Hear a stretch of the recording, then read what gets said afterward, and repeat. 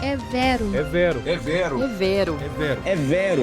No seu fone está no ar o podcast do Vero Notícias. Sejam muito bem-vindos ao É Vero, o seu programa de análise dedicado à decodificação dos movimentos mais complexos na alta política brasileira. O artigo de Thales Faria, que analisamos agora, lança uma luz incisiva sobre o drama da sucessão na direita, mostrando que o governador de São Paulo, Tarcísio de Freitas, do Republicanos, não está apenas esperando passivamente por um endosso. Ele está, na verdade, sendo aconselhado pelos caciques a jogar de forma agressiva a realizar um verdadeiro checkmate político para resolver o impasse que o tem paralisado.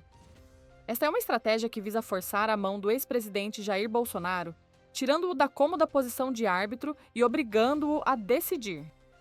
A permanência do nome de Tarcísio no tabuleiro presidencial ou a sua saída estratégica para a reeleição em São Paulo depende da audácia desse movimento. A frontal rejeição a esse encontro foi um sinal claro e incontestável da nova autonomia que o Centrão busca assegurar na condução de seus próprios rumos. O presidente do Republicanos, Marcos Pereira, avisou categoricamente que não compareceria ao evento. E o presidente do União Brasil, Antônio Rueda, alinhou-se à mesma postura de indiferença estratégica, demonstrando que o poder de barganha do clã estava em declínio. Apenas o presidente do Progressistas PP, Ciro Nogueira, um aliado historicamente mais fiel, cedeu e compareceu após pedidos insistentemente dramáticos de Flávio Bolsonaro, que teria apelado para que o amigo não o deixasse passar vergonha diante do clã e dos demais articuladores políticos do Congresso. A tentativa de manobra do clã Bolsonaro foi instantaneamente interpretada pelos partidos do Centrão como uma chantagem política que tentava forçar uma permuta desigual e desvantajosa. Nós abrimos mão de lançar um candidato da família na disputa, o que supostamente atrapalharia o nome que o Centrão apoiar em troca da anistia para o papai. O Centrão, no entanto, não aceitou ser coagido por esse tipo de barganha política familiar, pois seus líderes não viram valor ou eficácia na ameaça representada pela candidatura de Flávio.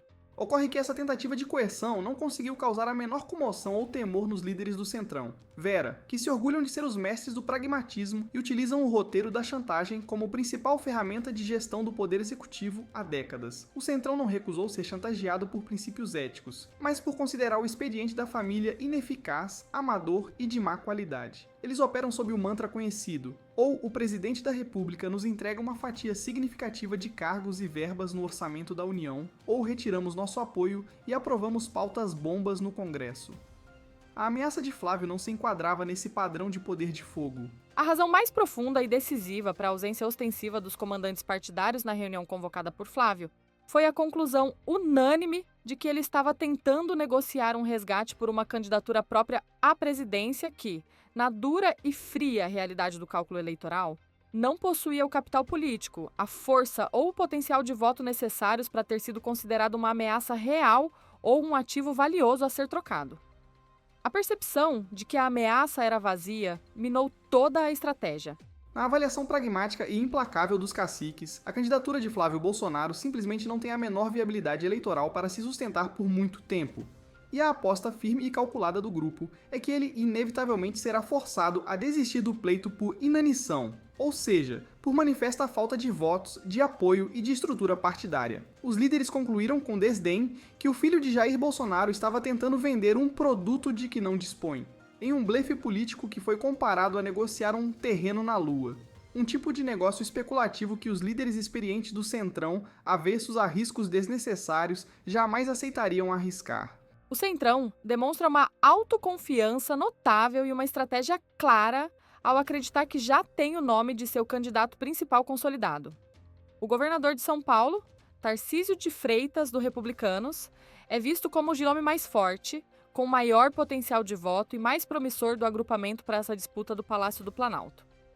Essa escolha estratégica é a base de sua recusa em aceitar a interferência externa da família Bolsonaro.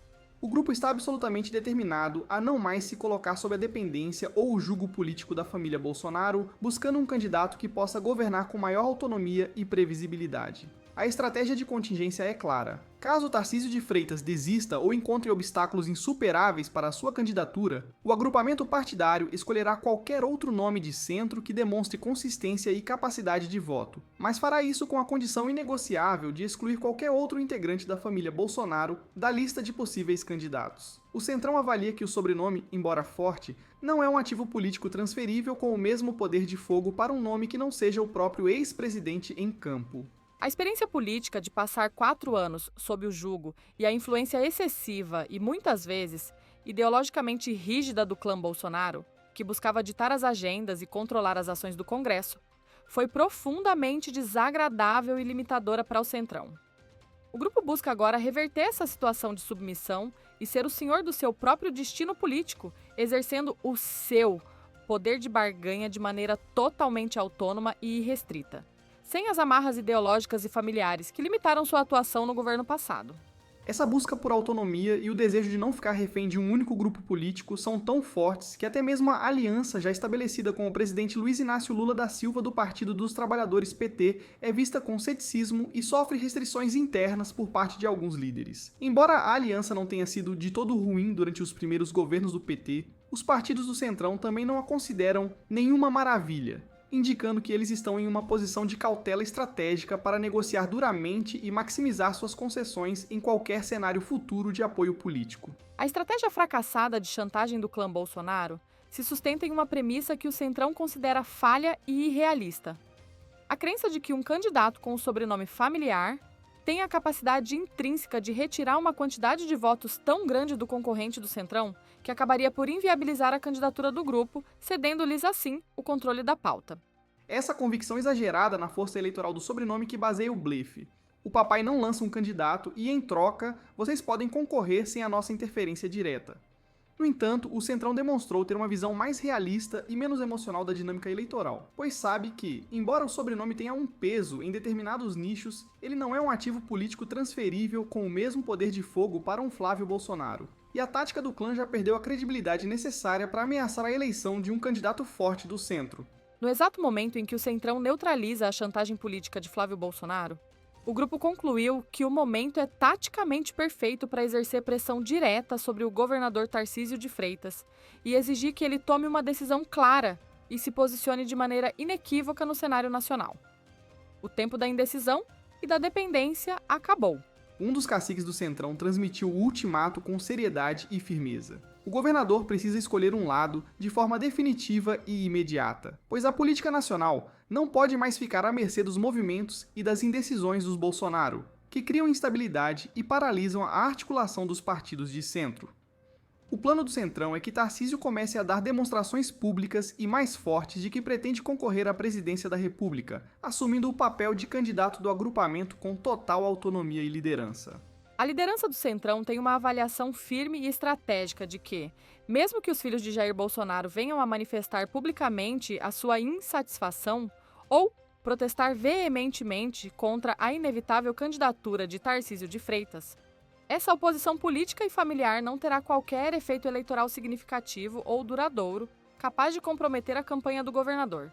A força política dos filhos é considerada insuficiente para deter o movimento maciço e articulado do Centrão, que possui a máquina partidária e o tempo de televisão necessários para viabilizar um nome. A única voz que teria o poder real de prejudicar seriamente a campanha de Tarcísio seria a do próprio Jair Bolsonaro.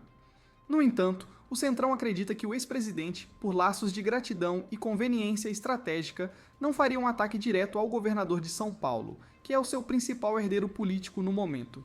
O status legal do ex-presidente Jair Bolsonaro, com as restrições impostas, é um fator político crucial que está sendo explorado pelo Centrão para neutralizar o poder de interferência da família no tabuleiro eleitoral. Estando preso, o ex-presidente mal pode se pronunciar publicamente, o que, na prática, suprime drasticamente a sua capacidade de intervir de forma decisiva no jogo político. Na avaliação objetiva do Centrão, a ameaça de um ataque ou de um veto de Bolsonaro contra Tarcísio é praticamente nula no momento, dada a sua impossibilidade de comunicação e mobilização. Essa impossibilidade de intervenção direta do líder do clã cria a janela de oportunidade ideal para que o Centrão avance com seu candidato, force Tarcísio a se desvincular das amarras familiares e assuma sua posição de candidato do grupo, sem o risco imediato de uma retaliação de peso. O desfecho da manobra de Flávio Bolsonaro marca um movimento claro de desapego e autonomia do Centrão, que viu sua principal tática de chantagem ser rejeitada e sua força eleitoral ser desdenhada. A cena política está agora preparada para que o Centrão retome o protagonismo na definição do seu próprio candidato presidencial e se afaste de influências externas. A conclusão final dos caciques é um imperativo de liderança para o governador. Vera, é hora de Tarcísio de Freitas agir, começar a preparar as velas para navegar sozinho no mar da campanha presidencial, assumir a liderança de seu próprio destino político e cortar definitivamente os laços de dependência com a família Bolsonaro, provando que é um nome viável por mérito próprio e não apenas por herança política. E não se esqueçam, política e economia são nossos assuntos, a verdade, o nosso dever. E isso é Vero.